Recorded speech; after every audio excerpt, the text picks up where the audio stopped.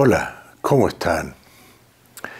Hoy quiero hablar de las protestas de los estudiantes universitarios.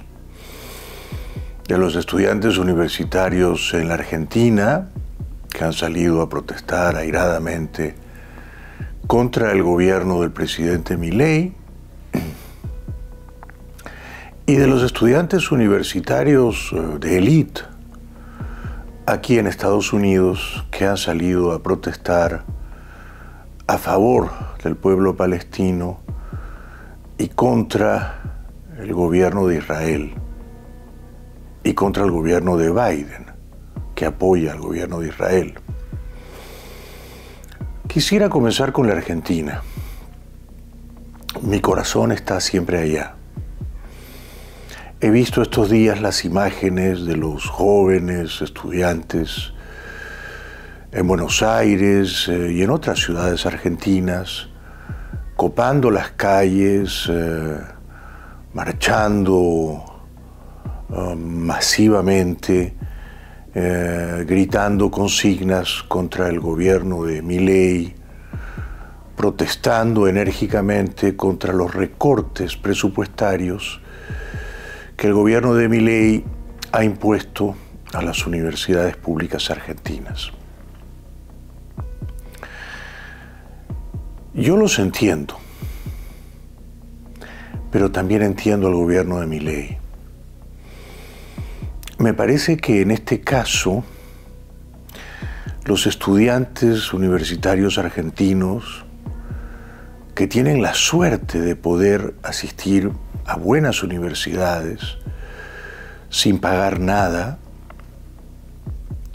no parecen comprender que el gobierno de Milei está en la obligación inescapable de equilibrar las cuentas fiscales. Por eso ha rebajado los presupuestos de las universidades públicas. En realidad no los ha rebajado, simplemente les ha dicho, este año te voy a dar lo mismo que recibieron el año pasado. Los estudiantes, los profesores de las universidades públicas dicen que eso es injusto, porque hay una inflación superior al 200%, una inflación que dejó el gobierno anterior, de Fernández, Alberto, de Fernández, Cristina, de Massa, Sergio, ¿no? Ellos dejaron esa hiperinflación.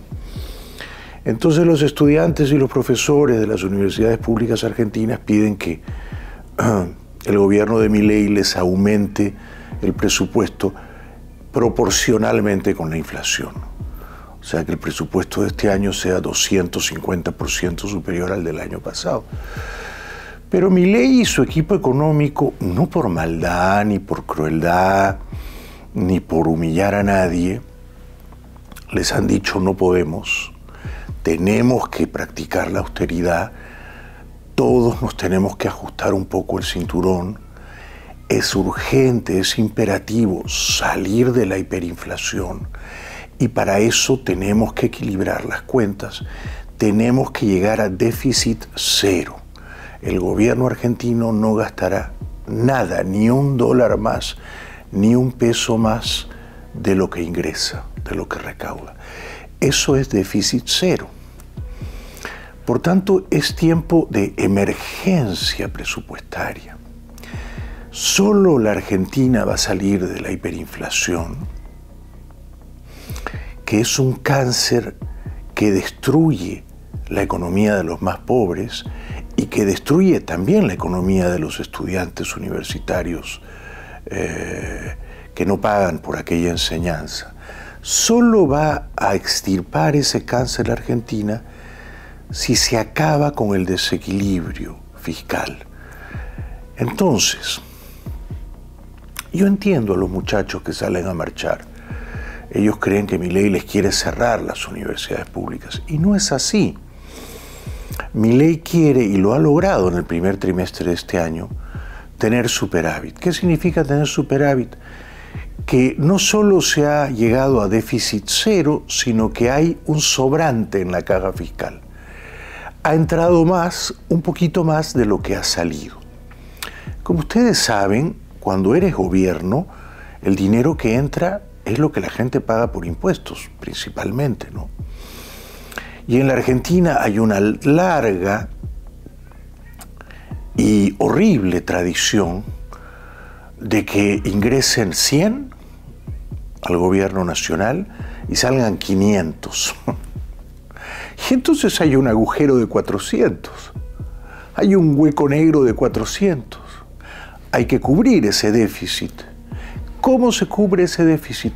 Solo hay dos maneras: tomando deuda externa o imprimiendo papel moneda, imprimiendo billetes, pesos envilecidos. En ambos casos eso dispara la inflación. Entonces, no ajustar las cuentas, no obligar a que todos, incluyendo las universidades públicas, se sometan a una dieta, a un tiempo de austeridad, sería una irresponsabilidad, porque continuaría desbocada la hiperinflación. ¿Van a cerrar las universidades públicas gratuitas en la Argentina? No van a cerrar, pero tienen que ajustarse. ¿Cómo podrían ajustarse? Dejo una idea. Fíjense que en la Argentina, en las universidades públicas gratuitas, hay más o menos 150.000 estudiantes que atienden esas universidades, que siguen carreras académicas y estudios de posgrado, incluso maestrías, que no son argentinos. Estudiantes latinoamericanos principalmente, pero estudiantes de todo el mundo. Solo en la Universidad de Buenos Aires, en la legendaria, prestigiosa UBA, hay como 40.000 estudiantes, 40.000, que no son argentinos, colombianos, ecuatorianos, peruanos, chilenos, quizá uruguayos, venezolanos. Van a la UBA, siguen una carrera de 4 años, luego hacen una maestría y no pagan nada. Y no son argentinos. Y no pagan impuestos, naturalmente, a la Argentina, y sus padres tampoco tributan en la Argentina. No son residentes fiscales. Entonces, uno se pregunta a esos muchachos, con todo cariño, ¿no? Y comprendiendo, claro, que deseen vivir en Buenos Aires y hacer una carrera universitaria en la UBA sin pagar nada, ¿cómo podría no entenderlo, no? Pero uno se pregunta, ¿el gobierno de Milei está en la obligación de pagar las carreras universitarias de 40.000 o 50.000 muchachos solo en la UBA, que no son argentinos y que no pagan impuestos en la Argentina y cuyos padres tampoco tributan en ese país? Yo digo que no. Yo digo que esos muchachos, por favor no me odien, están abusando del sistema, están abusando de la educación pública gratuita, ¿no? Una cosa es, tú naces argentino, tú eres pobre, tú no tienes trabajo y tus hijos quieren ir al colegio y los mandas a un colegio primario, público, gratuito. Y está muy bien que exista la educación pública gratuita para los niños pobres, para los adolescentes pobres y también para los estudiantes universitarios. Pero ya no está tan bien si esos estudiantes universitarios son peruanos, colombianos, chilenos, ecuatorianos y venezolanos, ¿no? Por lo tanto, yo creo que es razonable la postura de Milei. Milei no ha dicho voy a cerrar las universidades públicas. Milei ha dicho las universidades públicas, como el resto del país, tienen que someterse a una estricta austeridad porque son tiempos de emergencia presupuestaria. El gobierno de Milei, al margen de sus destemplanzas retóricas, de sus desmesuras verbales, de sus innecesarias agresiones a la prensa independiente, el gobierno de Milei va por buen camino. La política económica va bien encaminada. Como digo, el primer trimestre de 2024 han tenido superávit, están ingresando más de lo que están gastando. Eso es un pequeño milagro, eso no ocurría en Argentina desde los tiempos de Néstor Kirchner. O sea, hace más de 15 años que la Argentina no tenía cuentas limpias en azul o en verde, pero no en rojo, ¿no?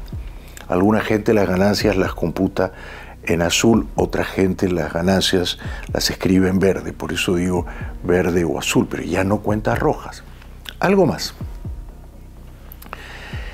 Milei dice, y tiene razón, que en las universidades públicas argentinas, donde van tantos y tantos jóvenes, y se supone que aprenden a pensar, que se educan,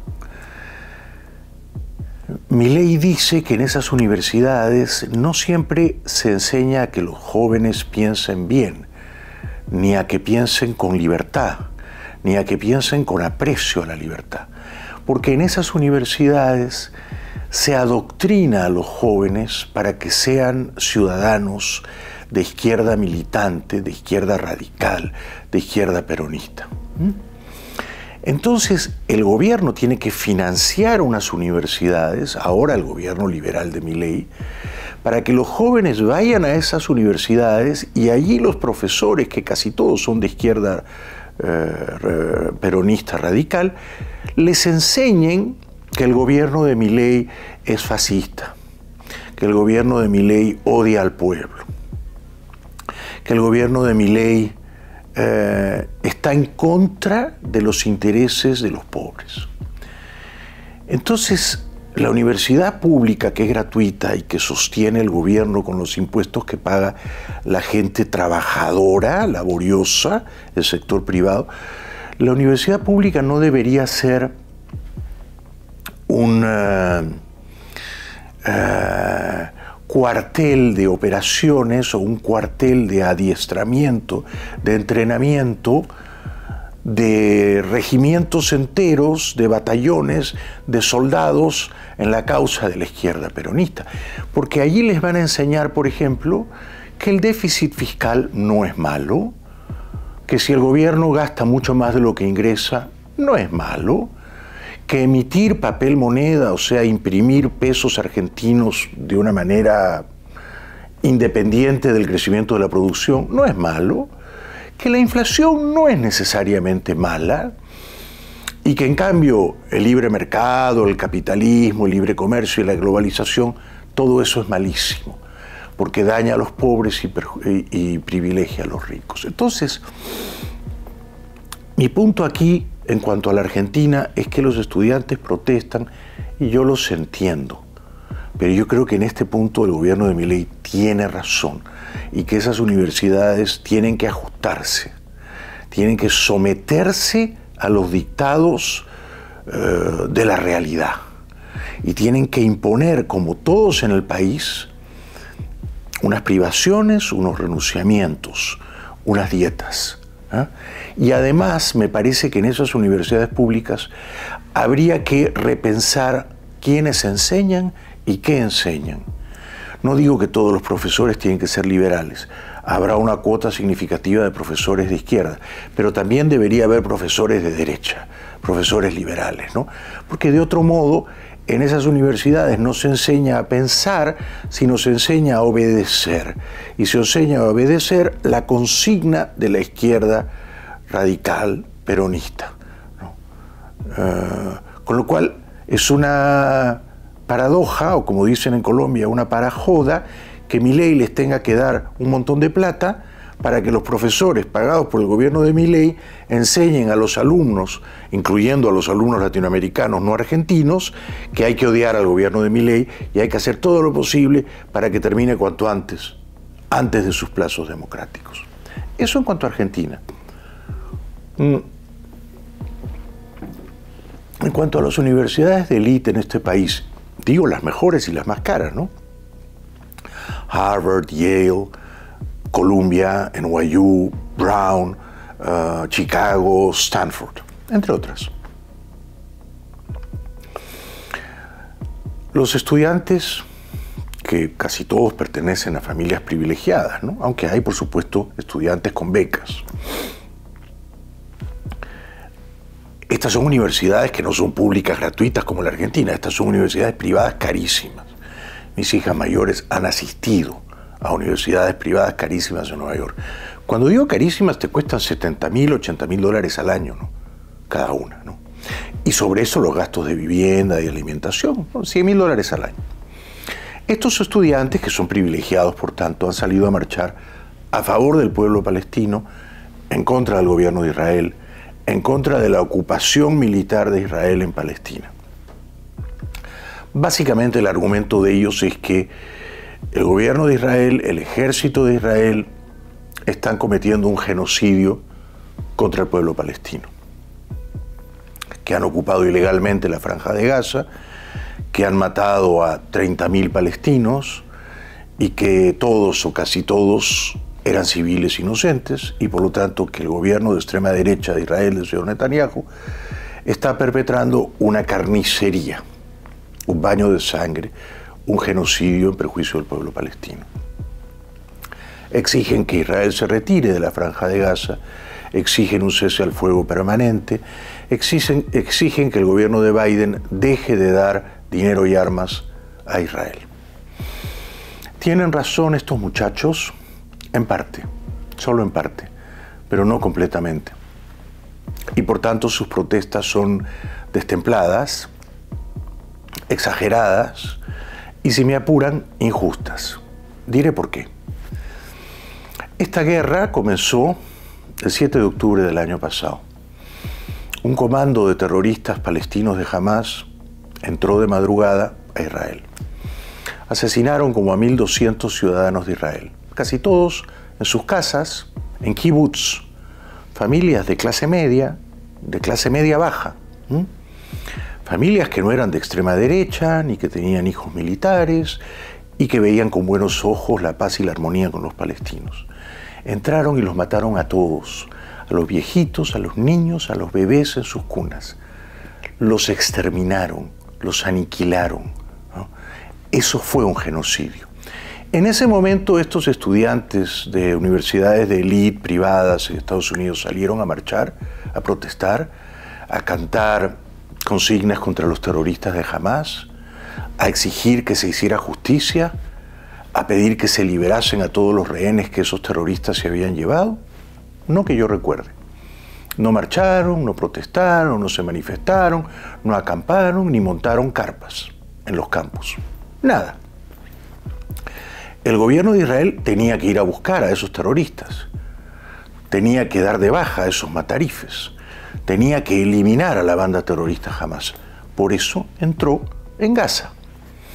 Desgraciadamente, como el gobierno de Israel tiene que eliminar a los terroristas, y se calcula que ha eliminado ya en poco más de medio año a entre 13.000 y 15.000 terroristas de Hamás, que es bastante, que no está mal, ¿no? De manera que Israel está cumpliendo el objetivo.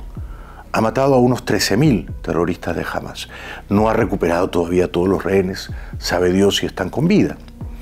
Pero la ocupación militar de Israel en Gaza se justifica porque allí se esconden en los túneles, en los hospitales, en casas donde hay niños, usando a los niños como escudos, los terroristas de Hamás. Entonces, no es que el gobierno de Israel desea deliberadamente, con manifiesta crueldad, matar a palestinos inocentes, de paz, de buena entraña. No. Lo que ocurre es que los terroristas se camuflan, se confunden entre los civiles inocentes. Lo que ocurre es que a veces los terroristas de Hamás están en hospitales, están cerca de colegios, están en campos de refugiados, están en viviendas donde hay niños que pueden ser sus hijos, sobrinos, nietos, viejitos. Se confunden deliberadamente para tratar de disuadir a Israel en su empeño de avanzar, de atacar y de darlos de baja. Como Israel ha matado a más o menos 13.000 terroristas palestinos, ha matado también, y es una tragedia, y la deploro, y me duele en el corazón, a no pocos palestinos inocentes. Es verdad, han muerto palestinos inocentes, y no deberían haber muerto. Y es un exceso de Israel haberlos matado. Y la vida de un niño palestino vale igual que la vida de un niño de Israel. Y así como no debieron morir esos niños de Israel en la invasión de los terroristas de Hamás en octubre del año pasado, tampoco han debido de morir los niños palestinos. Yo estoy de acuerdo en eso, pero hay que entender el contexto. La invasión de los terroristas de Hamás fue el comienzo de la guerra. Ellos la comenzaron. Ahora es distinto. Ahora es una represalia justificada, que Israel vaya a buscarlos. Y como ellos se confunden entre los pacientes, los enfermos, los niños, los viejitos, entonces acaban propiciando también esas muertes de los inocentes. Unas muertes que yo no justifico, unas muertes que yo condeno y deploro. Pero si uno entiende el contexto, y si uno lo que quiere es que aquí triunfen la libertad, la paz, la democracia, los derechos humanos, naturalmente hay que estar del lado de Israel, que es un gobierno democrático elegido por el pueblo, y no del lado de los terroristas de Hamas, que son una banda asesina, viciosamente cruel, que desea exterminar, aniquilar al Estado de Israel. Entonces, si uno piensa, y se supone que en esas universidades de élite, en Harvard, en Yale, en Columbia, en NYU, en Stanford, te enseñan a pensar, ¿no? Si uno piensa en este conflicto, ¿dónde está la libertad, el bien, la democracia, los derechos humanos? ¿Está del lado de Hamas o está del lado de Israel? Está del lado de Israel. Ahora, claro, como los de Hamas no dan la cara, como no es un conflicto entre soldados de Ucrania contra soldados de Rusia, como fingen ser civiles inocentes y usan a los niños y a los viejitos y a los enfermos de escudos y se refugian en túneles debajo de hospitales, es que Israel termina bombardeando los hospitales también. Pero entonces es porque los terroristas de Hamas son tan taimados y tan desgraciados y tan impiadosos que usan a los civiles inocentes palestinos para esconderse entre ellos. Y aquí termino. No se olvide que el año 2007 Israel se retiró de la Franja de Gaza.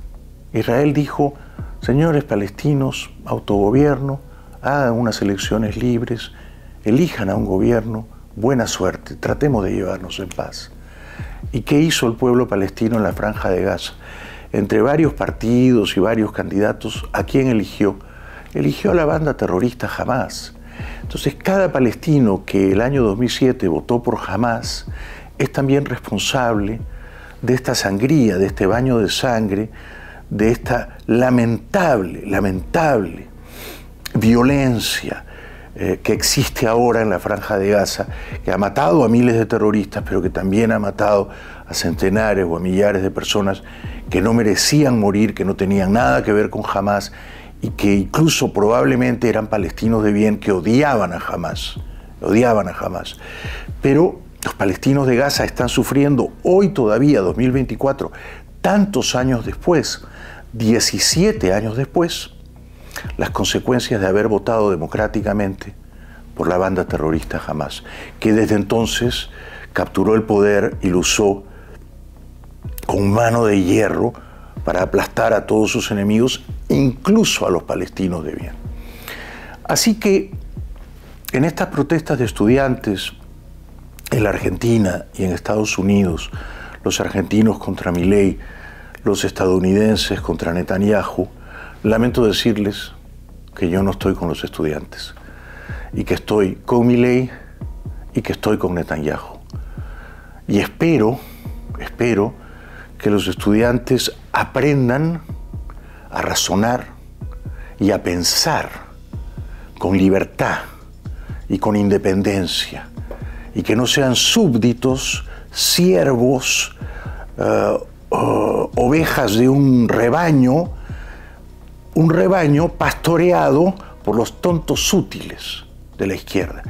Esos tontos útiles, qué ironía, son los profesores de las universidades públicas, profesores de izquierda todos, pagados por el gobierno de Milei, y los profesores de las universidades privadas de élite en este país, pagados por familias ricas que mandan a sus hijos a estudiar allí y que pagan fortunas, 70, 80 mil, 100 mil dólares al año, para que luego esos profesores de izquierda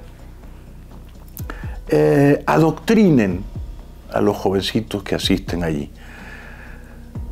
Así que no me uno a las protestas. Deploro pacíficamente las protestas. Espero que cesen. Y espero que la Argentina siga por buen camino, joder, va por buen camino.